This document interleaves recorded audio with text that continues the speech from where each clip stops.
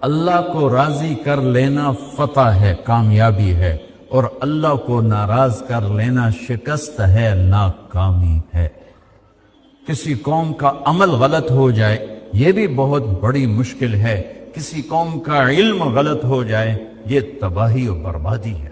میری قوم کا علم غلط ہو گیا ہے، عمل تو خراب ہے ہی، علم غلط ہو گیا ہے کہ میرا دیس کہتا ہے پیسے سے سارے کام چلتے ہیں، پیسے سے عزت ملتی ہے، پیسہ ہوگا تو سب کچھ ہوگا، پیسہ نہیں ہوگا تو ہمیں پوچھے گا کون۔ یہ علم کی غلطی ہے، یہ علم فکر کی غلطی ہے۔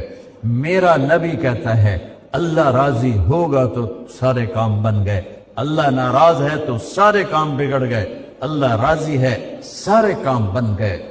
فتح پا جانا کامیابی نہیں، مالدار ہو جانا کامیابی نہیں، شکست کھا جانا ناکامی نہیں، گمنام ہو جانا ناکامی نہیں۔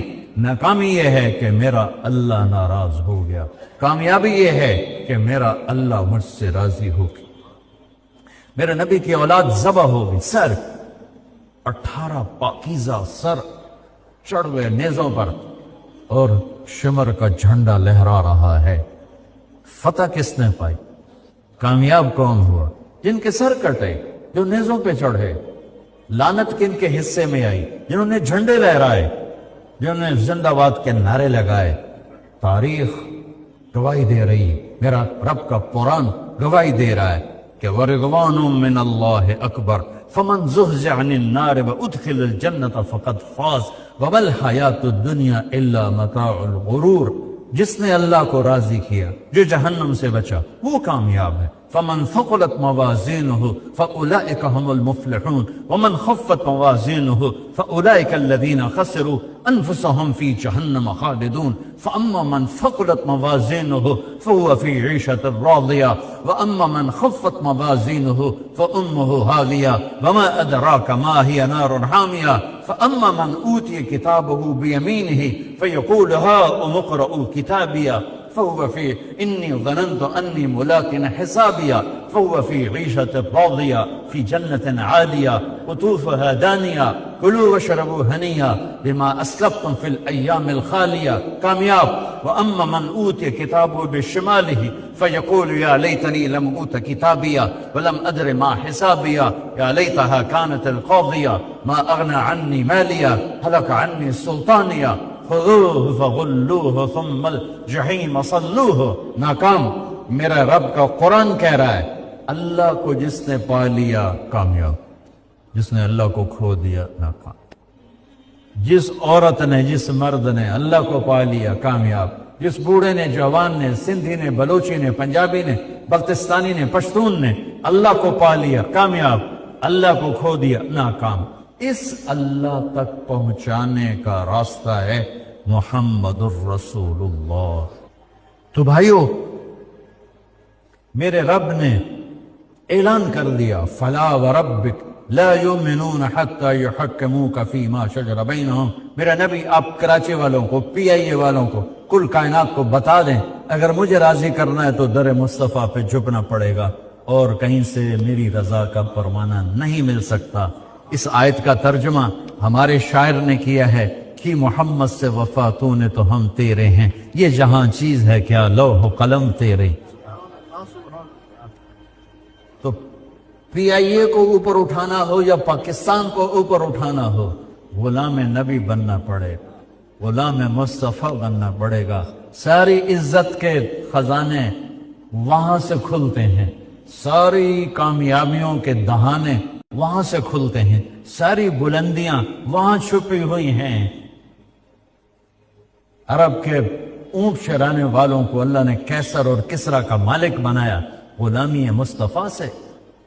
آپ تشریف لے جا رہے تھے ہجرت کے سفر میں، سراقہ بن مالک 100 اونٹ کے چکر میں پیچھے آیا۔ صدیق نے کہا یا رسول اللہ دشمن آ گیا۔ ہم نے کہا اللہم اکفنا شرہ بما شئت، یا اللہ اس سے حفاظت فرما۔ اس کا گھوڑا زمین میں دھس گیا، کہنے لگا جان گیا ہوں تو کوئی شے ہے، مجھے یہاں سے نکال، پیچھے نہیں آتا۔ آپ نے دیکھا تو گھوڑا باہر نکل آیا۔ پھر 100 اونٹ کا لالچ، پھر اس نے گھوڑا پیچھے ڈالا، پھر آپ نے کہا اللہ اس کے شر سے بچا جیسے تو چاہے، تو گھوڑا اس کا پورے کا پورا صرف سینہ باہر واقعی اندر کہنے لگا اب میں کلمہ پڑھتا ہوں، میری یہاں سے جان بچا دے، میں تیرے پیچھے خود بھی نہیں آؤں گا، کسی کو بھی نہیں آنے دوں گا۔ تو آپ نے مسکراتے ہوئے فرمایا سراقہ آج تو میرا پیچھا کر رہا ہے، وہ کیا دن ہوگا جب پرشین امپائر کے بادشاہ کے کنگن تجھے پہنائے جائیں گے۔ چند ہزار قریش سے جان بچا کے مدینے جا رہے ہیں، مکے کی آبادی 10,000 بھی مشکل سے ہوگی اس وقت، چند ہزار سے جان بچا کے مدینے جا رہے ہیں اور راستے تبدیل کر رہے ہیں، اور خوشخبری کیا دے رہے ہیں وہ کیا دن ہوگا جب ایران کے بادشاہ کے کنگن تجھے پہنائے جائیں۔ حضرت عمر کے زمانے میں جب ایران فتح ہوا اور خزانے مدینے پہنچے تو انہوں نے فہرست پیش کی، تو فہرست پڑھ کے کہنے لگے بادشاہ کے کنگن نہیں لکھے ہوئے، تو لکھنے والے نے کہا حضور جتنا کچھ ہے وہی لکھا ہوا ہے۔ فرمانے لگے نہ جھوٹ بول رہا ہوں نہ کہنے والا جھوٹا تھا، میں نے ابو بکر سے دنیا سے جاتے ہوئے اس نے مجھے بلا کے کہا تھا کہ میرے سامنے اللہ کے نبی نے فرمایا تھا سراقہ تجھے رب کسرا کے کنگن پہنائے گا، وہ ہونے چاہیے، یہاں نہیں، تم نے نہیں دیکھے، سب غلط ہے، دیکھو سورا خزانہ الٹا کے مارا۔ کتنی لمبی حکومت تھی پرشین امپائر؟ 3164 سال لمبی حکومت، اور اس وقت کرنٹ 100 خزانے اونٹوں پہ لد کے مدینہ پہنچے تھے، کھنگال مارے، آخر کسرا کے کنگن نکل آئے۔ آپ نے کہا سراقہ کو بلاؤ، سراقہ بیمار تھے تو سہارے پر آئے، تو عمر نے خود اپنے ہاتھوں سے ان کو کنگن پہنائے کہ محمد سے وفادوں نے تو ہم تیرے ہیں، یہ جہاں چیز ہے کیا لوح و قلم، خزانے تو اللہ کے ہاتھ میں ہیں، چابیاں اللہ کے ہاتھ میں ہیں، دینے والا اللہ ہے۔ بھائیو ہم اپنے ملک اپنی بقا چاہتے ہیں تو ایک راستہ ہے غلامی رسول، ہم اپنے اداروں کی بقا چاہتے ہیں، ادارے نہ رہے تو ہم کہاں رہیں، ملک نہ رہا تو ہم کہاں رہیں، جس شاخ پہ بیٹھیں اسی کو کاٹنے لگ جائیں، جس درخت کے نیچے بیٹھیں اسی کی جڑوں کو کاٹنا شروع کریں، جس کشتی کے سوار ہیں اسی میں سوراخ کرنا شروع کریں، تو موجوں سے گلا کیا اور طوفانوں سے گلا کیا، تو ادھر ادھر کی نہ بات کر، یہ بتا کہ قافلہ کیوں لوٹا، مجھے راہزنوں سے گلا نہیں، تیری راہبری کا سوال ہے۔